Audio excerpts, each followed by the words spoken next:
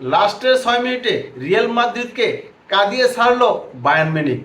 Champion লিগের সেমিফাইনালের লড়াইয়ের দ্বিতীয় লিগের ম্যাচটায় বায়ার্ন মিউনিখ রিয়াল মাদ্রিদকে হারিয়েছে লাস্টের 6 মিনিটে। এর আগে রিয়াল মাদ্রিদ 3-2 গোল ব্যবধানে ম্যাচে এগিয়েছিল, কিন্তু লাস্টের 6 মিনিটে ম্যাচের রেজাল্টটাই কিন্তু পাল্টে গিয়েছে।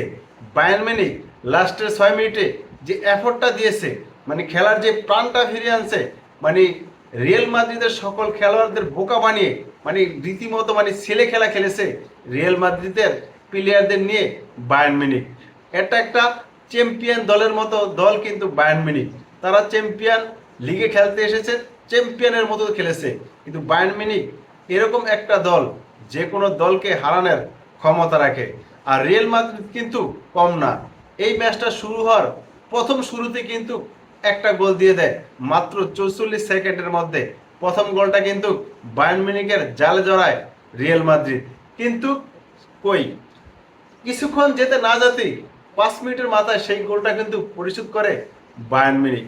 এই খেলাটার মধ্যে এই দলটা এগিয়ে যায় একবার, ওই দলটা পিছিয়ে যায়, এরকম কিন্তু ম্যাচটা ঝুলতেছিল পেন্ডুলমের মতন।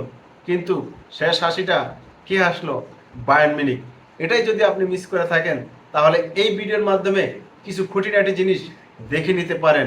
অবশ্যই আপনি খেলার মধ্যে এটা মিস করে ফেলছেন, হয়তোবা আপনি আপনার চোখে বুলিয়ে নিতে পারেন নাই, তবে এই ভিডিওর মাধ্যমে আপনি একটু বুলিয়ে নিতে পারেন। দেখেন লাস্টের 6 মিনিটের কি ঝলক, এই ম্যাচের কি নানান ঘটনা ঘটেছে। রেফারির লাল কার্ড, এই ম্যাচটার মধ্যে যখন রিয়াল মাদ্রিদ 77 মিনিটের মাথায় একটা লাল কার্ড খায়, তখনই কিন্তু ম্যাচ থেকে ছিটকে যায় রিয়াল মাদ্রিদ। এই লাল কার্ডটার ফায়দা নিয়ে একটা প্লেয়ার কমতি নিয়ে যখন রিয়াল মাদ্রিদ খেলা শুরু করে, এই ফায়দাটাই পুরোপুরি নিয়ে যায় বায়ার্ন মিউনিখ। লাস্টের 6 মিনিটে কি চমৎকার দুইটা গোল দেখেন। এই 77 মিনিটের আগে রিয়াল মাদ্রিদের গোল ছিল 3টা, আর বায়ার্ন মিউনিখের গোল ছিল 2টা, এক গোল পিছিয়ে ছিল। তারপর লাস্টের 6 মিনিটে চিন্তা করা যায়, কল্পনা করা যায়, আপনি এটা কল্পনা করতে পারবেন? দুইটা গোল কাদের বিরুদ্ধে?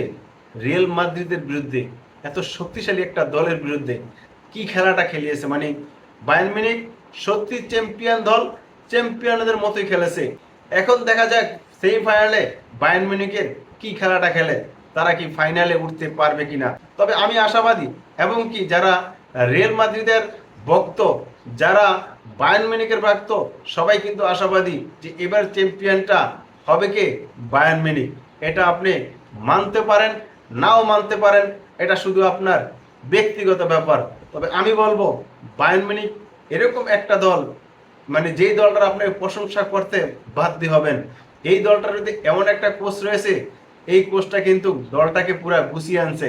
হ্যারি কেনের মতো প্লেয়ারকে উন্মুক্ত করে দিয়েছে, যেখানে খেলার ইচ্ছা, যেখানে সে খেলতে চায়, তাকে পুরো ফ্রি এজেন্ট করে দিয়েছে। যেখানে ইচ্ছা সেখানে সে খেলতে পারে। আপনি যদি এই খেলাটা দেখে থাকেন, তাহলে বুঝতে পারছেন যে হ্যারি কেন কোথায় খেলছে, যেখানে বল সেখানে সে ছিল। এরকম একটা প্লেয়ারকে যখন কোচ উন্মুক্ত করে দেয়, তাহলে তো খেলার চেঞ্জই হয়ে যায়, গেম চেঞ্জই আলাদা হয়ে যায়। সেই কাজটাই কিন্তু বায়ার্ন মিউনিখের কোচ করেছে। রেফারি এই ম্যাচটা শক্ত হাতে কন্ট্রোল করতে চেয়েছে। খেলাটা পুরোটা দেখলেই বুঝতে পারবেন কোনো প্লেয়ারকে সামান্য পরিমাণে ছাড় দেওয়া হয়নি। একটা পরে যখন বেনিয়েস জুয়েলাস একটু ফাউল করে, তখন যখন ডাকে তাকে, সে কিন্তু আসে না। তারপর রেফারি তাকে এগিয়ে গিয়ে বলে যে তুমি এসব করতে পারবে না, এই ম্যাচ সম্পূর্ণ আমার কন্ট্রোলে থাকবে। এটাই হচ্ছে একটা প্রকৃতপক্ষে রেফারির কাজ। প্রতিটা প্লেয়ারের সাথে কথা বলছে, কোনো ধরনের ভুল করলেই রেফারি সাথে সাথে ওই প্লেয়ারটাকে বোঝানোর চেষ্টা করছে যে না, তুমি দ্বিতীয়বার এই ধরনের কাজ করতে পারবে না, তাহলে কিন্তু আমার কাছে যে অস্ত্র আছে সেই অস্ত্রগুলো কিন্তু আমি ব্যবহার করব। এমবাপ্পে কিন্তু এই ম্যাচটার মধ্যে একটা গোল করেছে, তারপরও কিন্তু শেষ রক্ষা হয়নি, সেভাবে জ্বলে উঠতে পারেনি।